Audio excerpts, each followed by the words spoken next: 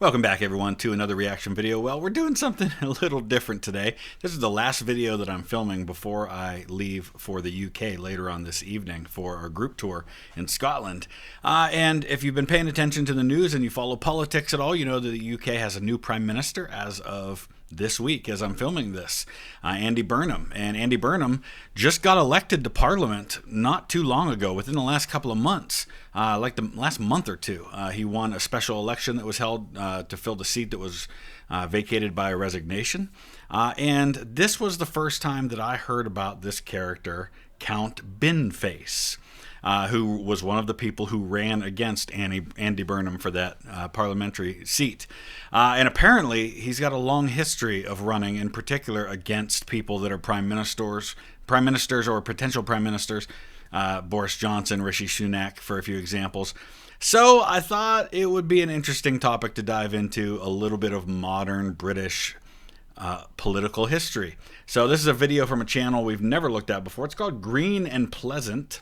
And they've got 60,000 subscribers, but this video from 11 days ago has 140,000 views. I'll link it down in the description. That way, if we like what we see and we want to subscribe, we want to check out some of their other content, you can do that. I have not watched this. I haven't watched any of their videos. I know my friend Mr. Terry reacted to this the other day. Didn't watch it because I wanted to be able to do it myself. This is one of those times where I'm coming into a topic I know very, very little about, other than history in general and some of England's history and the UK's history in Parliament, things like that. So I'll offer what I can, but I'm here to learn like the rest of us. So links down in the description. Let's dive into this one. Right, imagine it. Election night. The Prime Minister of the United Kingdom is up on stage, live on the telly, waiting to hear whether he's still got a job. Cameras on him, the whole country watching. And stood right next to him, close enough to nick his pen, is a bloke with a bin for a head. Yeah, so for those of us in the United States or maybe in some other countries who don't understand how this works, because our only experience with election night is watching the results unfold either on local TV or on national TV. In the UK, when they have these parliamentary elections, they don't release like a few numbers here and there over the course of several days. They bring all of the candidates up on stage and they announce the results.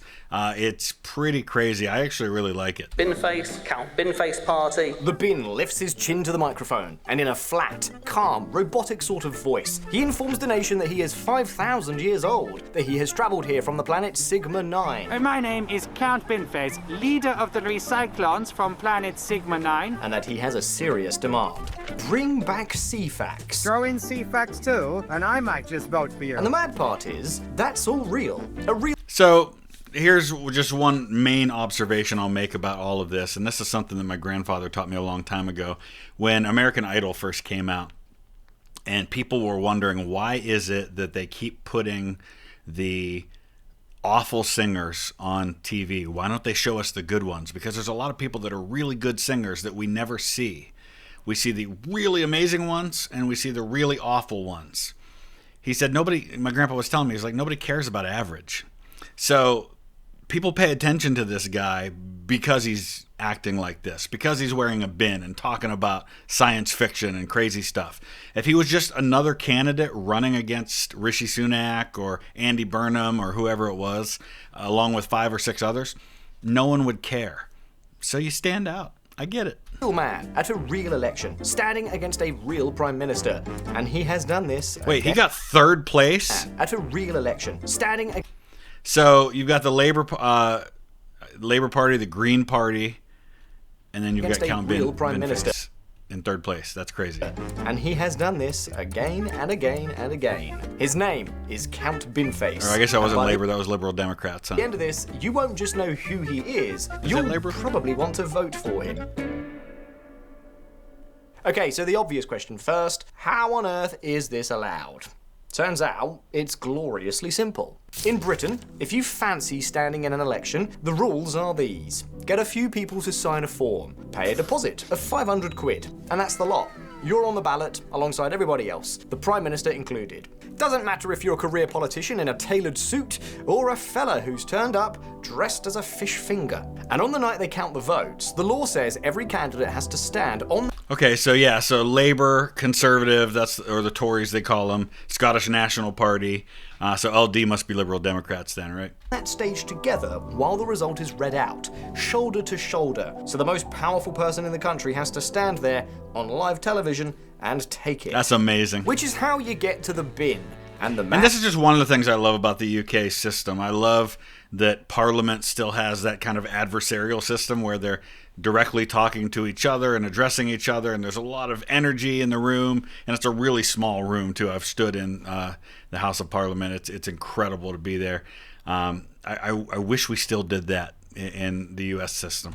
Dressed as Elmo, and a chap who called himself Lord Buckethead. Oh, it's the same guy. I think he had to change from Lord Buckethead because of a copyright issue. Official monster raving loony party, still going strong since the 80s. People call them novelty candidates, and for the best part of 40 years, they've been Britain's strange little ritual. I'm just trying to imagine being a serious candidate who's serious about the issues and looking next to you and seeing Lord Buckethead standing there. I guess it's just part of the game you play. They know they can't win. They pay the 500 quid anyway, lose it, and use their 90 seconds besides the powerful to say things the powerful never will. And this is the bit where it all stops being a joke. Yeah. Because think about your last few years. The weekly shop costs a darn sight bit more. The energy bills costs a lot more as well. The train costs more for a train that turns up less. The water company's been pumping sewage into the rivers while quietly posting a profit. And you would think that these are all things that the serious candidates would be focused on, and many of them do. Let's not kid ourselves. As much as we make fun of politicians and we give them a hard time, and a lot of them do seem to be motivated by staying in power rather than what's best for the people, a lot of them legitimately run because they do care and they do want to make a difference. The doctor at 8 in the morning and you're already 19th in the queue, if you're lucky. Now, none of that is funny. You all live it. We all do. And every few years, serious men and women in serious suits stand up and promise to sort it out. And mostly, they don't. Right. That's the gap the man in the bin walked straight into. Yeah, but here's the thing. And I say this all the time. It's easy to make promises when you're not in office.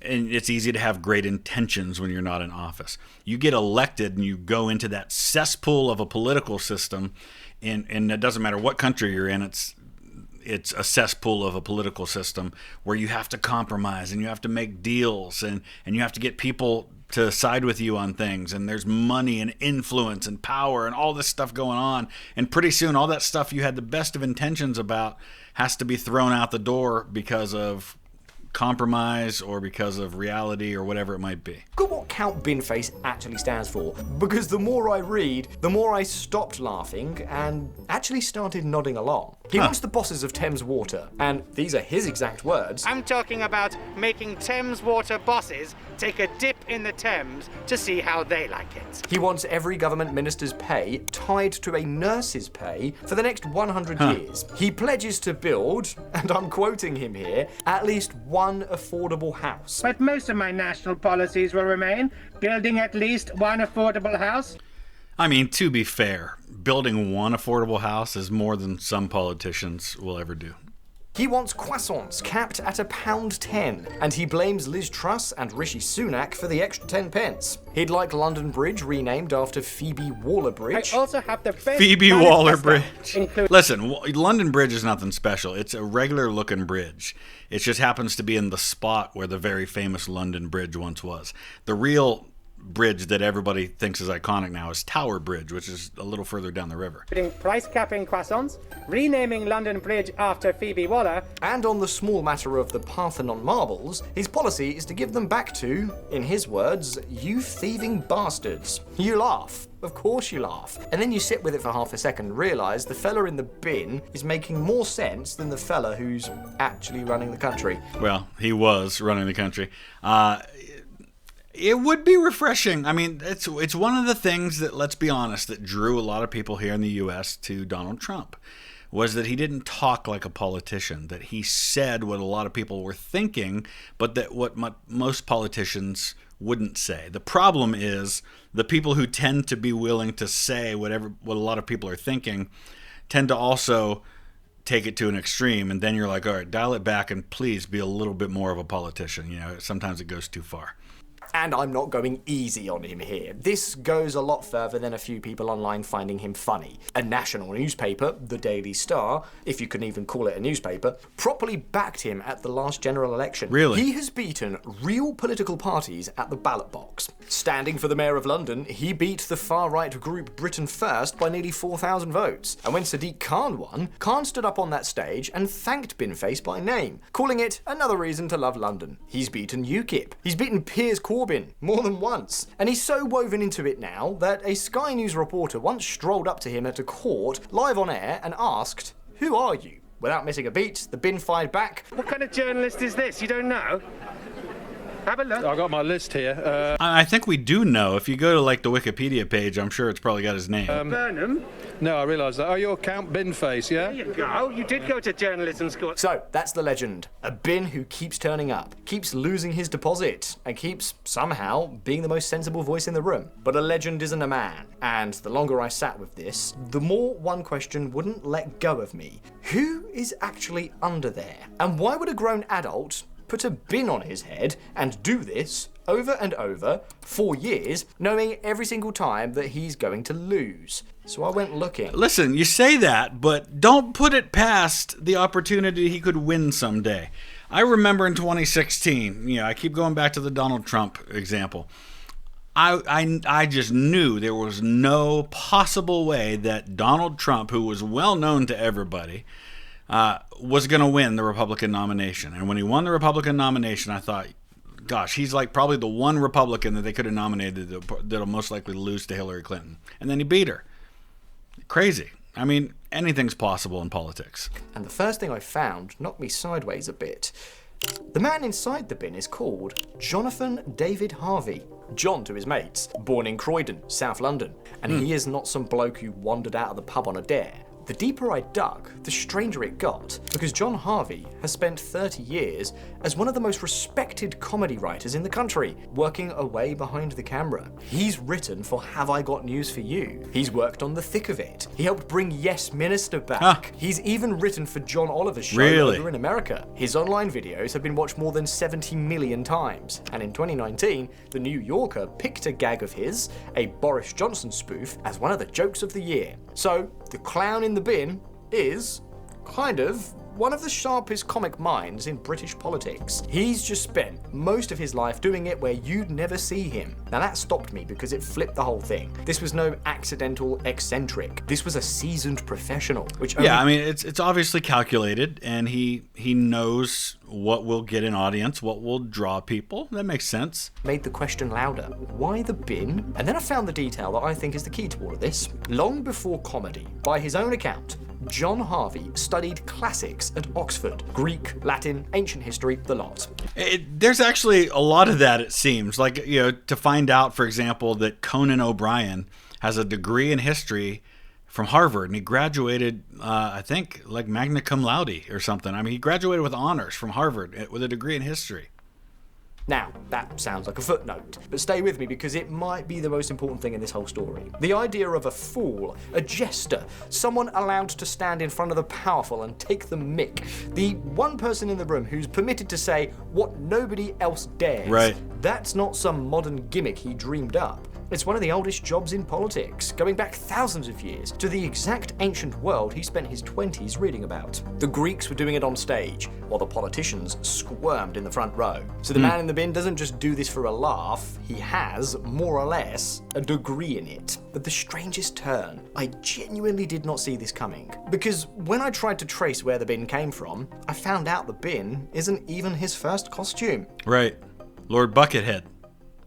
Wind back to 2017. John Harvey didn't start as Count Binface at all. He actually started as someone called Lord Buckethead, a daft-looking space villain with a bucket on his head, lifted straight from an obscure 1984 Star Wars knockoff film called Hyperspace. And here's where it gets And see, that's the problem. It's copyright. confusing for me because Harvey wasn't even the first person to wear it. Back in the 80s, a video distributor named Mike Lee had stood as Lord Buckethead against Margaret Thatcher, and then again against John Major. So maybe this is the inspiration, because this guy was running against people who were prime minister. And for those who don't know, and again, this is something I wish we had in our system, is that your prime minister is just one of the elected members of parliament who is chosen by his party as the leader of the party. And then when there are elections and when you're forming a government, you get a majority of parliament, which I think right now the House of Commons is like 900 people, something like that. Which is crazy. And you know, I know my friend Matt Beat has been talking a lot about uncapping the House. I support him 100% on that idea. To have a country of 330 million people here in the United States with only 435 elected representatives, whereas a country like the UK that has, what, a fourth of our population, but has twice as many representatives in government. But then among them, it's the prime minister. It's one of the members of parliament. And it was a system that evolved, going all the way back to Robert Walpole during the reign of King George I. But that's a topic for another day. Purely to drum up publicity for flogging videotapes. After that, the whole thing sat in a cupboard for 25 years. Then, Harvey watched the old film, dug up the forgotten history, and thought, in his own words, wouldn't it be funny to bring him back? That was the entire plan. Get one Theresa photo May standing next to the Prime Minister. As he put it, he'd assumed that all that would happen is he'd just get that photo. No one would really notice, and the whole thing would just vanish. So, in 2017, he stood against Theresa May in her own seat, dressed as Lord Buckethead. He got 249 votes, and the photo of a stony-faced Prime Minister stood next to a man in a bucket went round the entire world. And you know, if you're the Prime Minister, you're like, man, I really do not...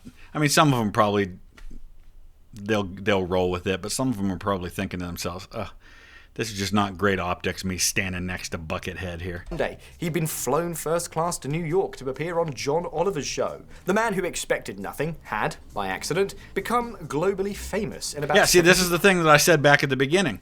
He got 200 votes, and he's going on the John Oliver show, and he's getting all kinds of press.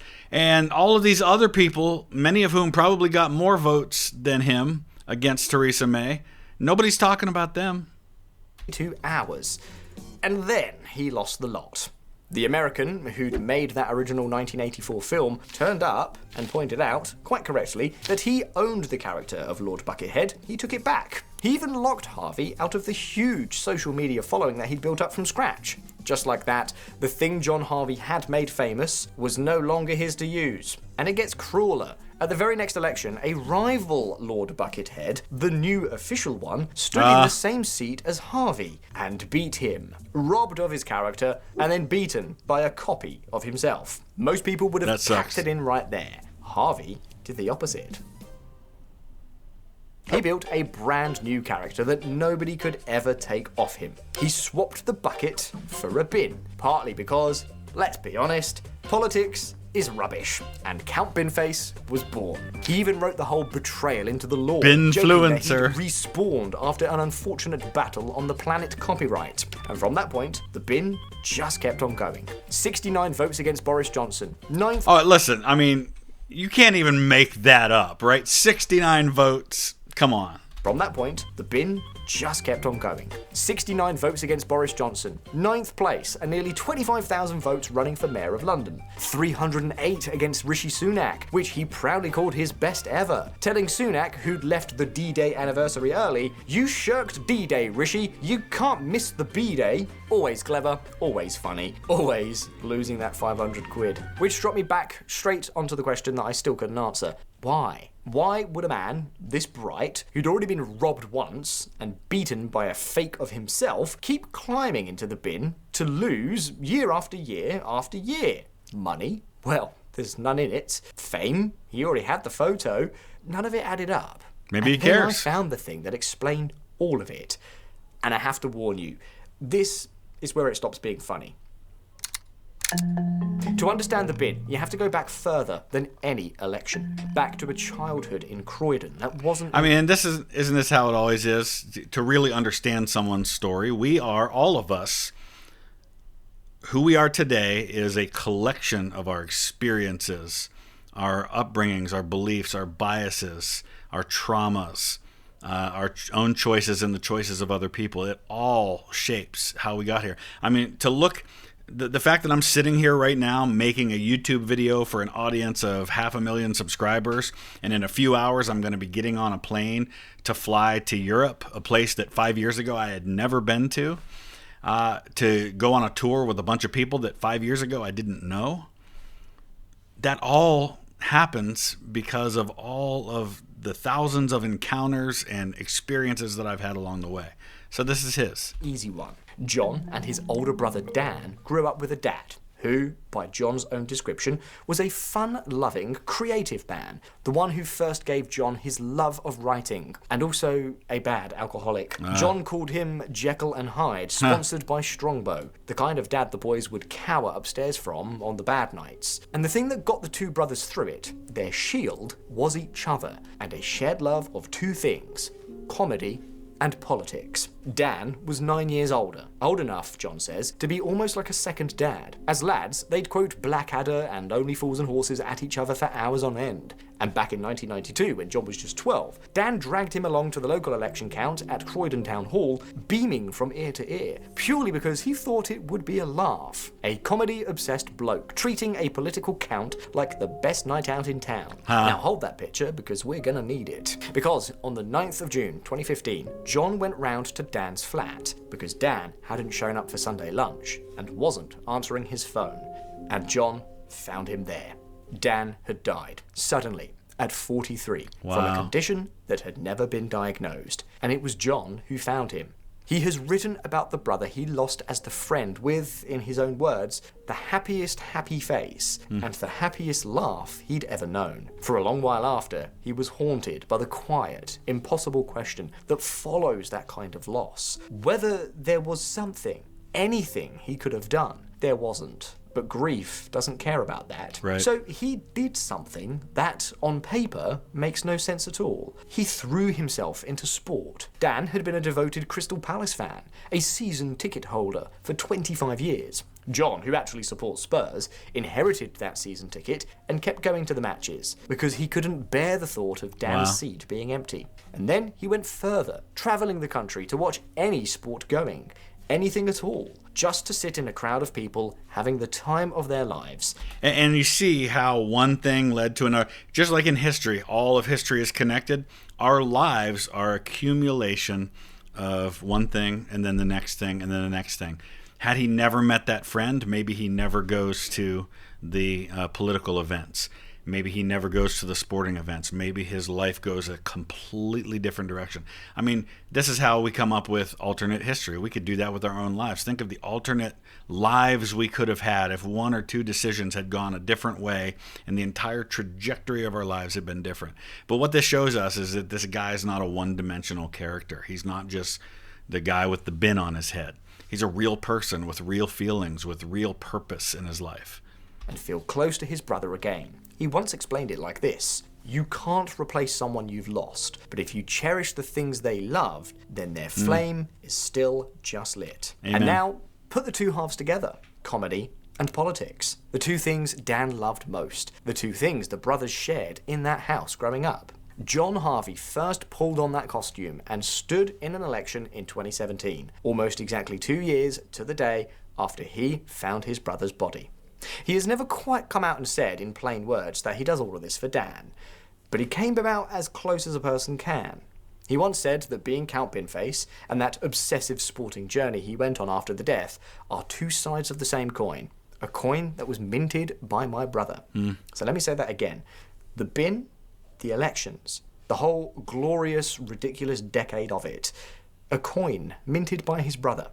Every single time John Harvey climbs into that dustbin and stands beside a Prime Minister, in front of the cameras, asking for the return of CFAX, he is doing the one thing his big brother loved most, in the one place his big brother would have adored.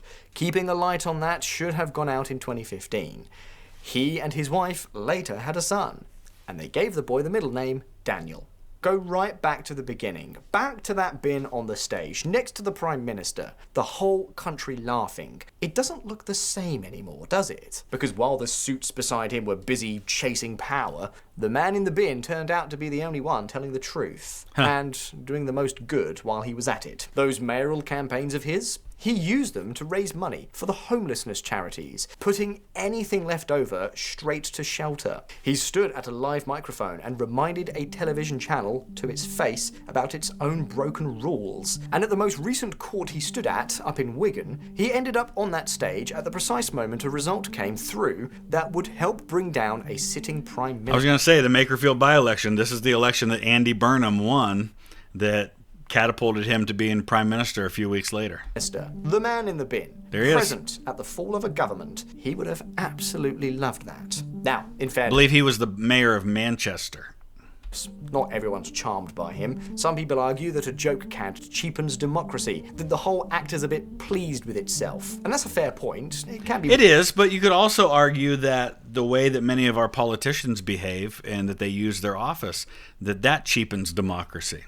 Worth making, but it keeps crashing into one stubborn little fact that I couldn't get around no matter how hard I looked at it. In every single contest he has ever stood in, the man with a bin on his head was never the most ridiculous and never the least honest person That's on true. that stage. At one campaign event, a voter turned to him and said, and this genuinely happened, I can't believe that Binface is making the most sense of all the candidates. This is why I'm saying don't put it past the fact that someday he might actually win. Now, he still hasn't won, he probably never will. He still loses that 500 quid every single time. And he'll be back, bin and all, at the next one. As he says himself, if people vote Binface, they get Binface. And I think that's the whole point of him. In a country worn down by being lied to, the most honest man in the room turned out to be the one wearing a dustbin. You just had to look underneath it to understand why. A grieving little brother, keeping a promise he'd never actually made out loud. The only way he knew how, through comedy, through politics, and through a bin. All right, that was actually, I didn't know where that story was going to go, but I'm really glad that I watched it. I learned a lot, and I think there's some real insight there into how politics works, but also how human beings are operating, and that's kind of the direction I decided to go with it. But Green and Pleasant, really well done video. I am definitely going to be subscribing. I'm clicking on it right now. And we may check out more of their videos at some point down the road if there are some things that will work for the channel, and I think there probably would be. So if you think there's something of theirs you'd like me to take a look at, let me know in the comment section below, and we'll see you again soon. Thanks for watching.